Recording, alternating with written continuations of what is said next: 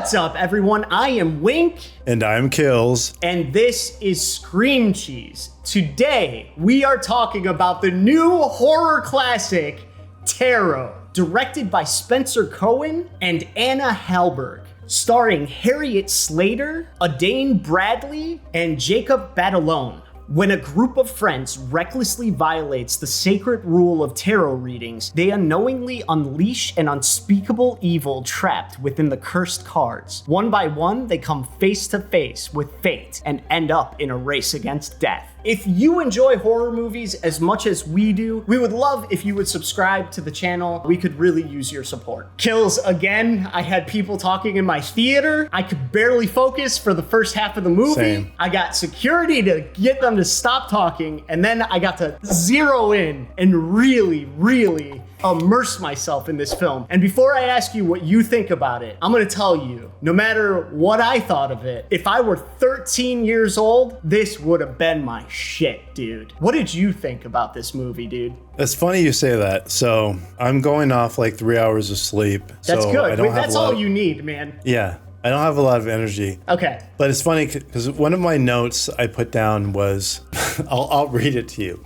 Okay. So if you're 10 years old and have never seen a scary movie in your life, you'll probably love this film. I literally put that down because that's kind of how it felt. And I actually think you're right. And I think the biggest takeaway is I've seen that like the audience scores for this are not good. I'm guessing the critics ratings are not good either. But I think it's because I think this is for like young people. And I think it's actually a good gateway horror. It's just really simple, dude. A 10-year-old is the perfect audience for this movie. And they will grow up to love horror if they get exposed to this movie. I totally agree. If you have somebody in your life that doesn't like horror films, this is definitely a good entry. For you and me, we watch this and we see all the tropes and all the cliches. But if you've never seen a horror film before, then it's going to all be new. So I knew going into this basically what it was about. So my expectations were very low. And crazy enough, my expectations were met. The film actually started out pretty good. It moved at a brisk pace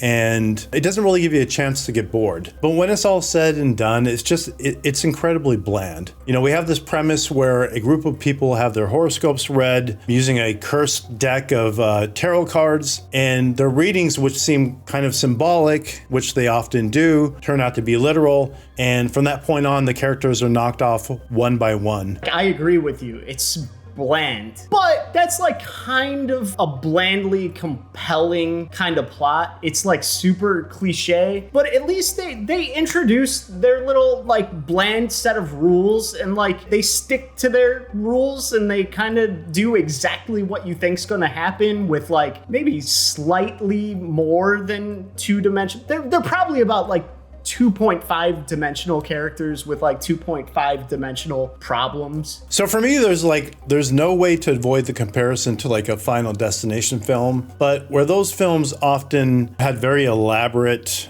and satisfying kills and like a sense of dread throughout the film, this one just felt very generic. Literally, if this was the first horror film ever made, it would be solid, but we've seen this before and I like the premise. Like I love all of this type of stuff, but you gotta go somewhere different with it. And this was like so like by the numbers. This was literally like someone handed you a script and said, this is a paint by number script. You just fill in your characters' names, you fill in the location, you fill in who the evil person is, whatever. And that's kind of what you get. Like somebody handed me this script, I would be like, okay, a good start. Structurally, it's all there, but I don't feel anything with the story. We need to like really develop this and twist it and turn it and get creative and find something unique within this type of story that's been told so many times before. Yeah, there's literally not much I can say good about the film other than a few technical aspects. And they were able to get the most out of their kills considering it's a PG-13 rating. Of course, like the jump scares were fantastic, Wink.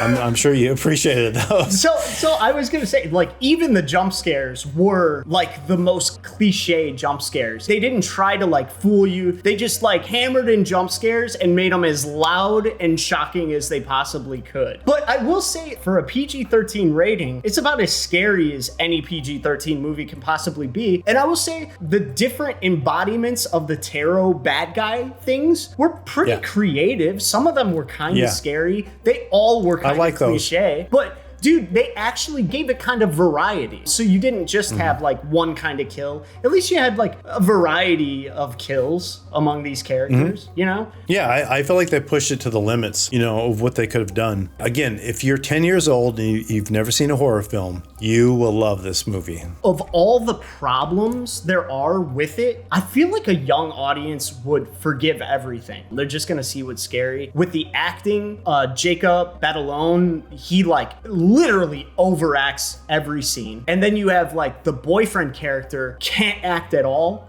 And then all the actors in between like are a mixed bag. The main girl seems like she's a pretty good actress, but I feel like 13-year-olds, 10 to 13-year-olds are gonna probably like look up to all of these people. I was watching it and going through it, and I guess somewhat enjoying it. So it wasn't the kind of film when I finished watching it where I'm like, I'm angry and I hate this film, but I'm just like, there's just nothing unique that was brought to it. And we've seen these type of films so many times before. It's like, why not just go for it, do something crazy? But they didn't do that, so. No, and I would agree. This is like the paint by numbers, like kind of trope of a horror movie. Like there are a million of these. Though I feel like I'm almost shocked that there isn't a movie called Tarot with this premise already. Real quick, I just wanted to point out, because I love tropes, and cliches.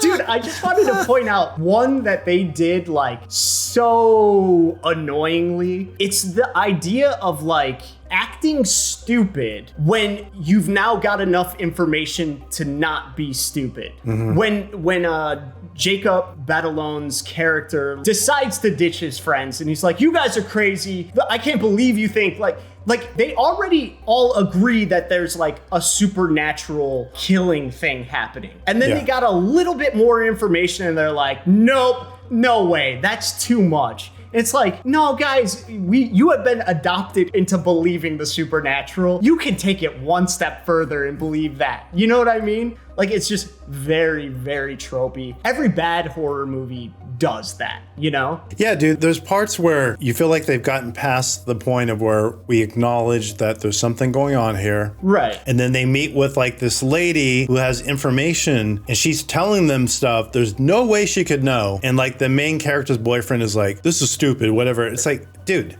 you know what I mean? This like, is mapping on too good. Like, obviously she knows what's up. Like, there's no reason to second guess her. It just feels weird. It's like, we already got to this point. This lady is telling you things there's no way she could know unless she knew. You're playing like the cliche doubtful character. And they all kind of did that. At one point or another, they're all like not believing stuff that's like only one step beyond something that they just figured out and do believe. But in the end, dude, I would say they stuck to their rules and it logically made sense based on their world, at least. They didn't take some. Yeah, no, it was tight as far as like the rules they made for the story, everything. Like I said, it's a sound film. It's just not a satisfying film. You know what I mean? Also, bringing up what you said, I appreciated the creature designs and all that stuff. I'm a sucker for that stuff. But for me, it was just incredibly unsatisfying and just an absolute missed opportunity. All right, well, and that's fair, man. What do you give the film out of 10, dude? I went back and forth on it. Here's the other great thing about it too is it's very, very short. I'm sure you realize that. So it's hard to judge a film too harshly. Like if it's not the greatest film in the world, but it's only an hour and 10 minutes, you can kind of forgive it. This is probably the lowest score I've ever given a film since we've been doing reviews, but I'm gonna give it a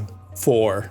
What you just said reminded me of something. You just said it's a very short film, as you know. And earlier you said it moved at a brisk pace. And I said I couldn't focus on the beginning of the film because there were people talking. And you were like, oh, that was the best part. And it moved along very well. Dude, I disagree. Dude, the beginning was forever. Maybe it was because people were talking, but dude, I felt like when Tarot came up on the screen, we were like 25 minutes into the film, were we not? Dude, wasn't that the craziest thing ever? It's like, we're like 45 minutes into the film and the title comes up.